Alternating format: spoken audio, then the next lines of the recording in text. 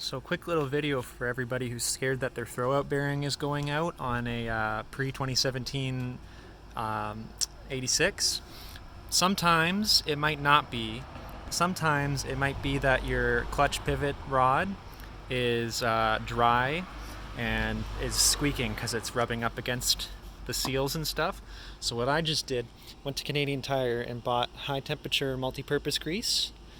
It's red, it's like $8. And what I did is I put it right there on the clutch. See if I can get the camera in there. Clutch pivot rod. Peel back the boot a little bit and you just spread it with your fingers in a glove. And then that should shut it up, because I was having an issue where every time I pressed in the clutch it would make this annoying squeaking noise.